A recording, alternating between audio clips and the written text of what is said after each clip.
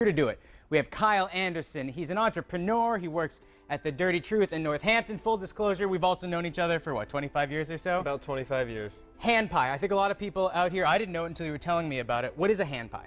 Hand pie is essentially just a small pie that you can actually fold like an empanada, and it's just very easy. You can make them big, make them small.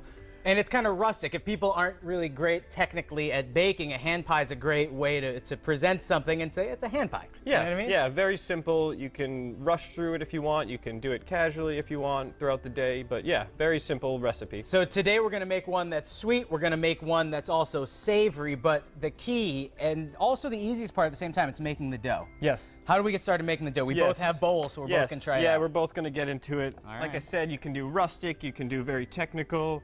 You can use a food processor, but really getting your hands dirty is the best thing to do with pie dough. And yeah, because you could use one of those food processors to mix the butter in, but we're going to show people how to do it if they don't have that, or if they want to do it in a more old-fashioned way. Yeah, so first, one of the things that can help out is cutting the butter really small. Okay. Obviously, everyone says keep it really cold. Also helps with a nice flaky pie dough. Yeah. Huh. Yeah, keeping it colder keeps the butter intact, so when you bake it, it actually spreads out into the dough, you know, kind of in a flaky matter. Huh. So each bite's a little bit different. It's not a uniform texture. Right, with the method that we're using. Interesting, because there are some recipes where you want to make a very uniform texture. Right, and then you can use a food processor to get kind of that store-bought pie crust, but this is a more homemade, rustic version. Rustic, which is a great word when you could say, you know, it's not textbook perfect because we call it rustic. Yeah. So now what do? We just get dirty. So yeah, oh, forgot we have sugar, a little sugar. And a little bit of salt. A little bit of salt. And this is all that really goes into a crust, this and a little bit of water. Yeah, exactly. Sometimes people do mess around with other liquids such as like an alcohol or a vinegar to pull out some different flavors. Does egg ever go into a crust like this? Not necessarily. Okay. A straight pie crust is very simple. Keep the ingredients minimal. Well, and the other thing too that I'm noticing, this is probably under $1 in each of our bowls. Yeah, here. definitely. Although butter's gotten more expensive lately. Butter has gotten more expensive. It's becoming more popular worldwide. People are getting back into butter. People are getting back into butter. So how do we know when this is done? Because it is inconsistent. So how do we know well, when it's... you know, you shouldn't have too much stuck to your fingers because there's a little more flour than the butter. But you want to break up the big clumps as much as you can, and you know, make sure you have some uniformity to this rustic method. Yeah. So going forward, what's the next step after this? Is this when we start adding water? Yep, we just slowly add some water. It doesn't seem like a lot, but it'll get the job done. Okay, here, yeah, I'm pretty messy right now. Get you. There's that. Thank you very much. And then, like I said, you want to keep it cold. But at this point, you are going to start warming the butter a little with your hands and forming it together, and you notice it's going to clump. I was going to say, I pretty much have my clump. So now we amass the clump into one? Yep, you can just, yeah, you'll bring it together. Now, because we have the magic of television on our side, normally you would throw this into the fridge and let it cool, right? Correct, okay. Correct. But, you know, you can also, like I said, keep moving forward with it after you do this.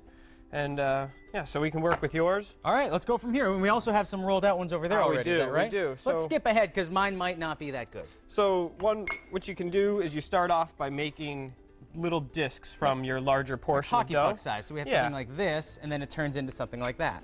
Yeah. So right here is just a rolled out piece. You'll obviously flour the surface and the rolling pin when you're working with it. This is kind of like a calzone because at the end we're going to be flopping it over, right? Essentially, yes. Okay. Yeah. So how do we get started? What are we going to put into this one? So we can do some apples. Okay. Can bring over. On the show today, we're going to be doing a sweet one and we're going to be doing a savory one too. Is that right? That is correct. Perfect. So you know what? Actually, why don't we stop here because we're going to need to wash our hands pretty well anyways. Sounds good. And we're going to be making those two later. I can't wait. Kyle, pleasure having you here. All right.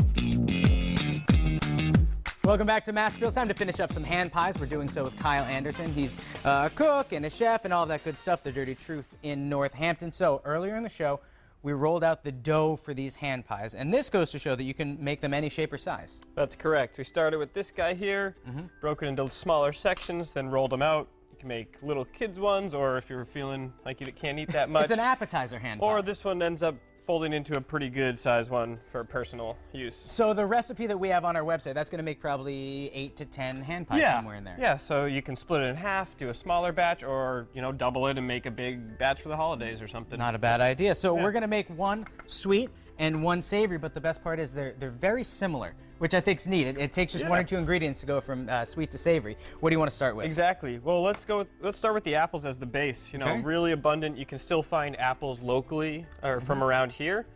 Get some lemon juice into it. And the lemon juice, it gives it a little extra flavor, but it also keeps it so they don't brown. Right, right. It's a nice little contrast to the butter and the flour. That's true, yeah, a little taste of freshness with all the stuff that's less than fresh. All right, so some cinnamon, classic, and some sugar.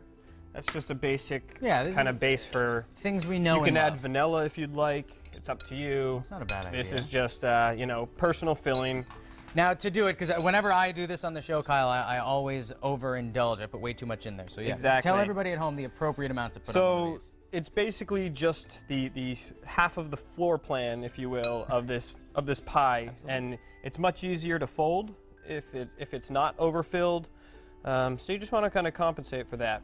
Now, to make our savory one, we're going to keep with the apples, but what we're adding to it is we're adding pork, and you braised that pork and you made it earlier. Yeah, we brine the pork up in some cider vinegar. A little bit of salt, sugar. We have that recipe on our website too. But that's, you know, it's more or less throwing something in salt and sugar water. Exactly, and that just brings out more of the natural flavors of the meat. So. Yeah, we already got that cooked off. So we'll put that in one of them? Yeah, so we're gonna keep two of these, you know, just vegetarian with a little bit of apples, and then with one of them we can just put pork right into it. Now the tricky part is the fold over and the cinch, I imagine. Yes. So a little butter, that's just a classic baking thing. Why not? And then with the fold over, you do a little egg. Egg around? Egg around, yep, to get that seal. I'll give it a little adhesive. Yes, exactly. And then we'll egg wash them as well at the end. So. And what does the egg wash do? That gives it a nice color. Usually I'll throw a little milk into the egg wash, and that makes it a beautiful brown color. A straight egg will give it, you know, like a glossy kind of thing. Huh. Yeah, so you can go full over. Sometimes I hold them like a taco and push them together. I probably stuffed yours a little too much. Well, you know how I like it. Yeah, definitely. So yeah, once you kind of get that, you start to seal it together. I put one side down, and I just slowly work, trying not to let the ingredients push out too much. Okay. And then once these are ready, we wash them like you were talking about. Yeah. And that's just a simple. Well, so there are a couple ways you can seal them. You can roll seal them. Okay. Or you can do, once again, the classic. Oh, I was gonna say. Where you put a little. It's classic. Not only is it classic, it's classy. Yeah. And then we put them in the oven at what temperature and for how long?